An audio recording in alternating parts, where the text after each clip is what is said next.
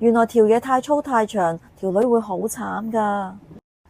今日咧，我要回覆一個客人嘅提問啊，我哋聽下佢講咩啦。咁咧，佢話咧，佢食咗我哋嘅產品之後咧，覺得勃起嘅時候咧，非常之有充血嘅脹感啊，即係好似逼爆咁樣啊。咁咧，慾望非常之強勁啦，而且咧，做緊嘅時候咧，感覺到嗰條嘢咧，好似識得跳動咁樣啊。不過咧，條女就投訴佢太大，入得太深太長啦。佢點樣咧先至可以咧？即係可以令條女好舒服，但係又唔會話太長，整到佢太痛呢。咁如果你都想知道佢嘅秘密武器點樣可以太長太粗，條嘢做緊嘅時候咧會好有充血感，然之後好似識得跳咁樣嘅話咧，咁咧如果你都想試下嘅話，快啲 WhatsApp 67282159或者去先達廣場2樓 S58現時點139，我就會將佢嘅秘密話你知㗎啦，快啲過嚟啦，雙11仲有優惠啊！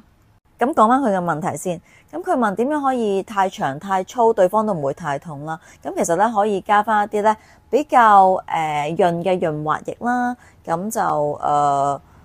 做嘅時候就唔會摩擦得咁緊要，同埋咧最緊要就係令對方完全投入，咁佢就唔會覺得痛噶啦。咁可以使用一啲我哋嘅高潮液啦，或者係一啲潮吹丸啦，咁都可以令佢完全投入，盡量享受高潮而唔會感覺到痛噶啦。仲有啊，由11月1號到11月11號咧，係我哋嘅雙11優惠節啊！大家只要咧去 Joyfulnet 嘅購物車買滿5000蚊就有89折噶啦。咁如果咧你去門市購買嘅話，都可以咁出示呢個視頻啦，咁我哋都會做個89折俾你噶。